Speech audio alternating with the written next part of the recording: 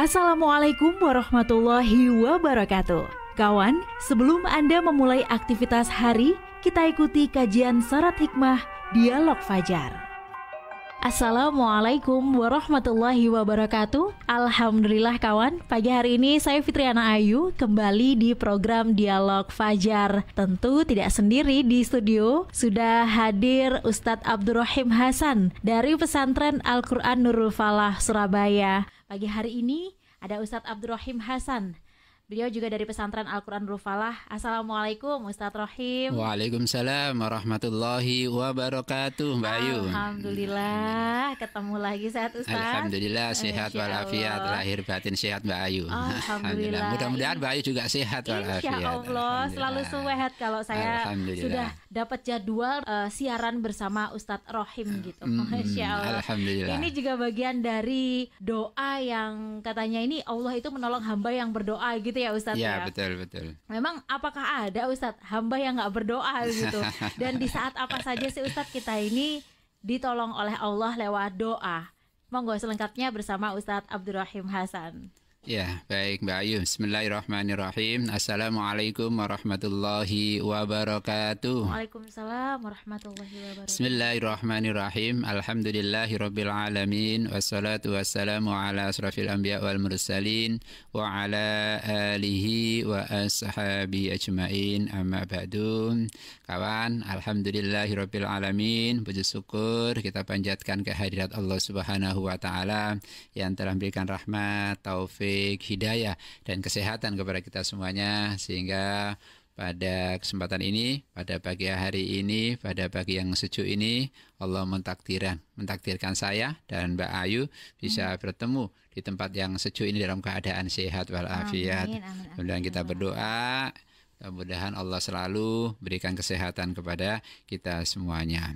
Jadi Mbak Ayu, memang sesungguhnya Islam itu mengajarkan kepada kita sebagai umat Islam untuk selalu ingat kepada Allah, Mbak Ayu, dimanapun dan dalam kondisi apapun. Jadi jangan sampai kita ini ingat kepada Allah saat kita ada di masjid atau kita ada di musola mungkin, atau ketika saat kita ada di depan Ka'bah begitu, itu baru ingat kepada Allah. Iya. Tapi setelah selesai, ya setelah pulang dari masjid, pulang dari musola, atau pulang dari umroh mungkin begitu, nyata kita lupa.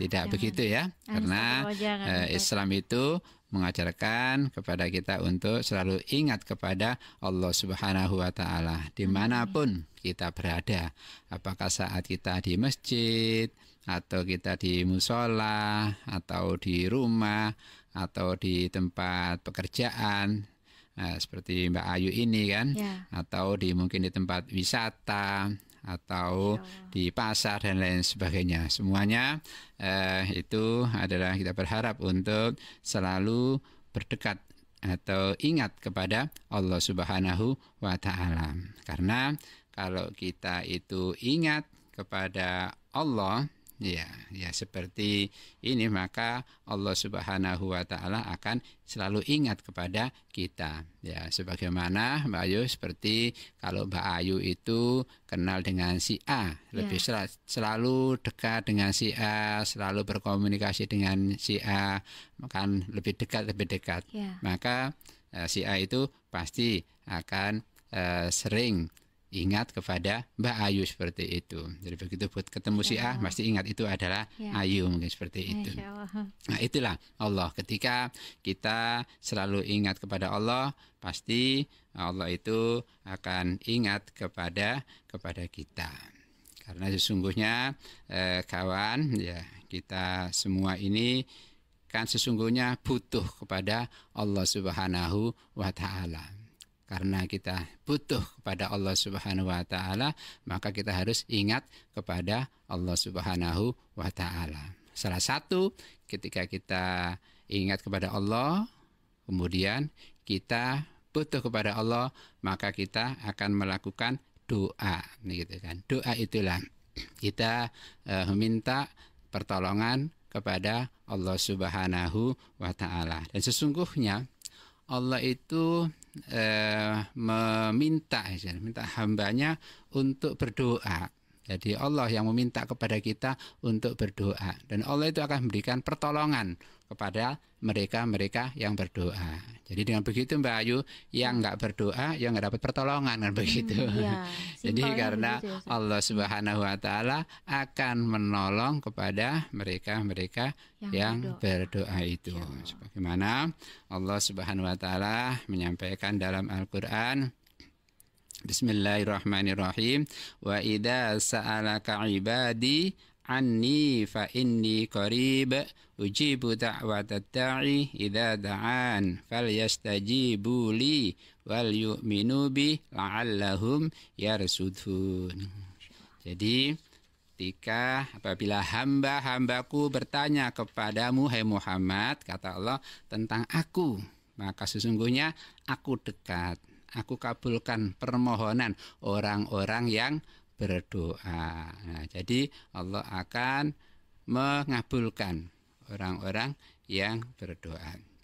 Jadi Mbak Ayu, sesungguhnya Allah Subhanahu wa taala itu ketika seseorang itu berdoa, maka Allah akan mengabulkan.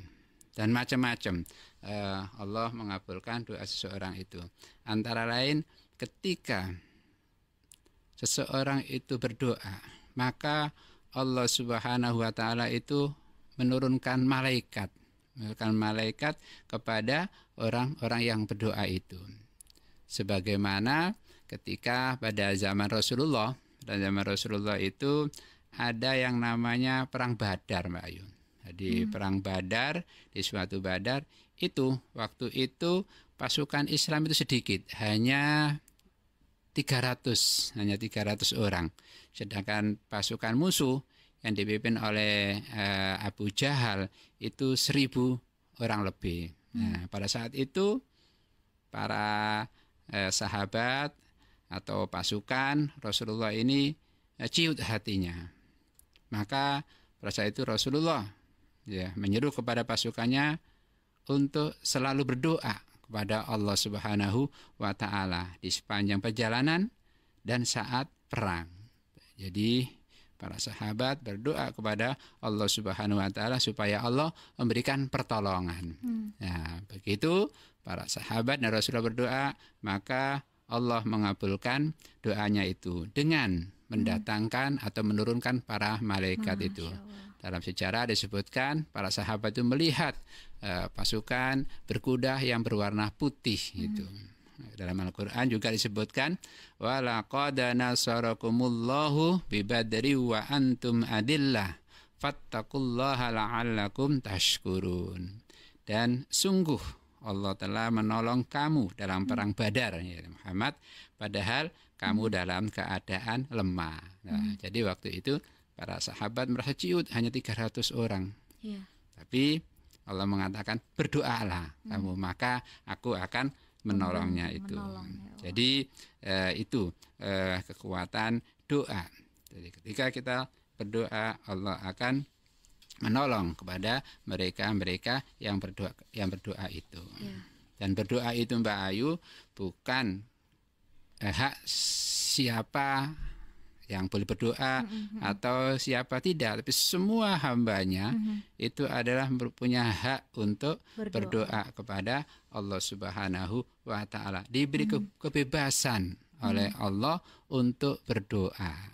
Dan gembiranya Mbak Ayu adalah semua orang yang berdoa atau hamba yang berdoa itu dikabulkan oleh Allah Subhanahu wa taala, dikabulkan. Jadi Allah tidak akan mengecewakan hambanya yang berdoa.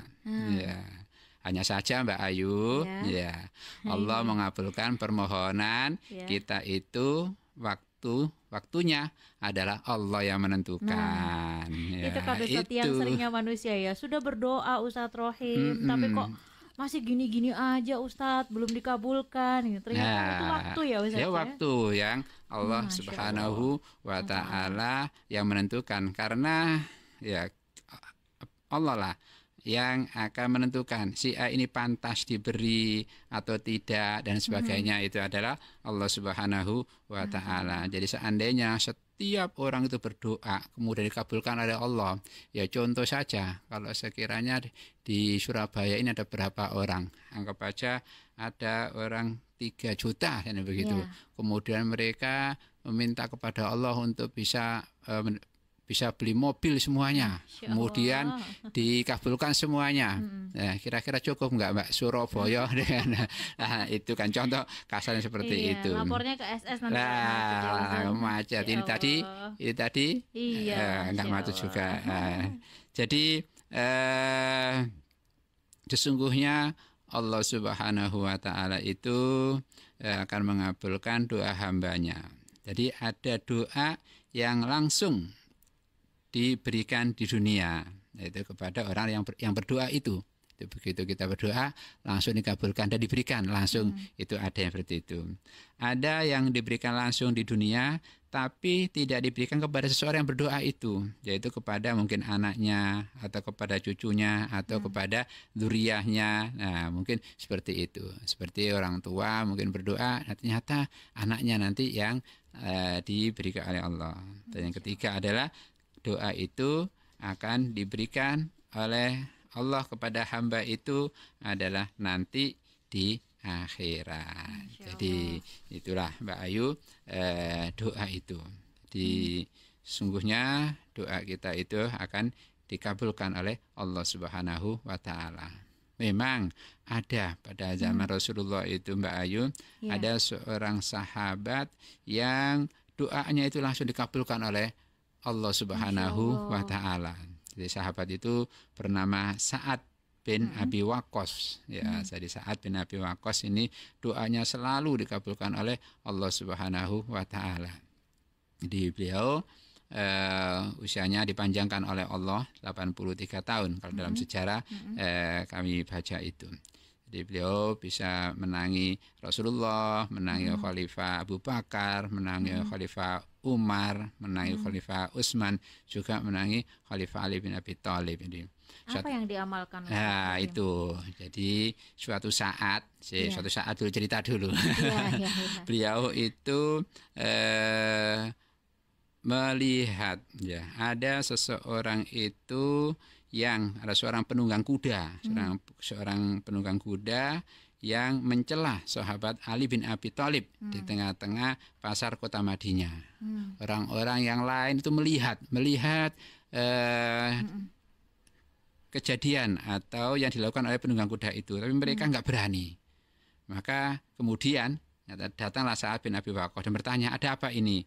Kemudian yang lain itu mengatakan bahwa ada seseorang yang mencela Ali bin Abi Thalib. Kemudian Sa'ad menghampiri kepada si pencela itu dan membela Ali bin Abi Thalib. Sa'ad mengatakan, hei pengundang kuda, atas dasar apa engkau mencela Ali bin Abi Thalib? Apa kamu tidak tahu Ali bin Abi Thalib adalah pemuda yang pertama kali masuk Islam? Ali adalah orang yang pertama kali sholat dengan Rasulullah. Ali adalah orang yang paling zuhud. Ali adalah yang paling alim.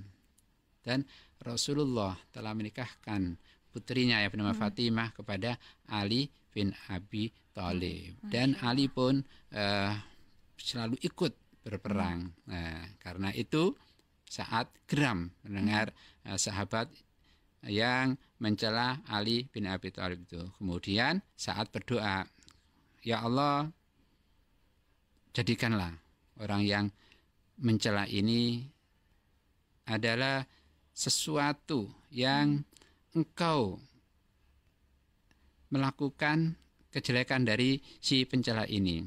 Karena pencela ini adalah sudah menghina kepada Ali bin Abi Thalib. Nah, setelah berdoa itu, kemudian penunggang kuda itu naik ke kudanya dan dia berjalan atau menjauh dari Sa'ad bin Abi Waqqas itu. Tidak jauh dari itu, ternyata kudanya itu mengamuk dan menjatuhkan si pencela tadi itu. Nah, setelah kejadian itu, kemudian para sahabat bertanya, ya Abi Waqqas, amalan apa? Tadi amalan apa yang kamu lakukan? Oh, kamu doamu langsung diterima oleh Allah Subhanahu wa taala. Beliau mengatakan adalah yang pertama, amalan yang aku lakukan juga kamu lakukan adalah pilih makanan dan minuman yang halal. Nah, itu yang pertama. Yang kedua, berdoa itu ada waktu-waktu mustajabah. Karena itu berdoalah di waktu-waktu yang mustajabah. Juga berdoa itu ada juga di tempat-tempat yang mustajabah. Jadi itu yang pertama adalah tadi beliau bilang adalah makan dan minumlah halal dengan rezeki yang halal. Yang kedua, berdoalah di waktu yang tepat. Kemudian berdoalah di tempat yang mustajabah. Ya, mungkin kalau sekarang yang Masjidil Haram atau Masjid Nabawi dan seterusnya. Itu Mbak Ayu. Jadi sesungguhnya Allah Subhanahu wa taala itu akan menolong hambanya kalau hambanya mau berdoa kepada Allah Subhanahu wa taala. Demikian Mbak Ayu yang bisa kami sampaikan. Semoga setiap langkah dan tindakan kita awali dengan selalu berdoa kepada Allah Subhanahu wa taala, dan semoga dengan doa yang selalu kita panjatkan kepada Allah, Allah akan menolong setiap langkah dan aktivitas kita semuanya. Amin, amin, amin ya robbal alamin. Alhamdulillah, ini semakin yakin ya Ustadz. Mungkin beberapa doa di antara kita yang saat ini masih menunggu, karena itu tidak ada yang salah ya Ustadz, meskipun nanti diulang begitu.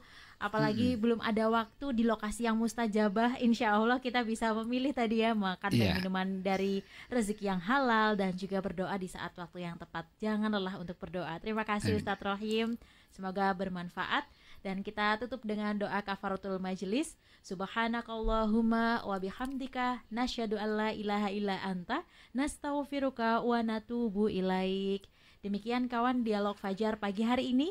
Saya Fitriana Ayu dan juga Ustadz Abdul Rohim Hasan pamit. Wassalamualaikum warahmatullahi wabarakatuh. Waalaikumsalam warahmatullahi wabarakatuh. Program Dialog Fajar yang baru Anda simak kerjasama Suara Surabaya dan Pesantren Al-Quran Nurul Falah Surabaya, lembaga dakwah yang amanah, profesional, dan berbasis Al-Quran. Pesantren Nurul Falah mencetak guru-guru Al-Quran dengan metode tilawati dan tahfidz Al-Quran. Informasi dan pemberian donasi hubungi 031 828 1278 atau nurulfalah.org. Wassalamualaikum warahmatullahi wabarakatuh.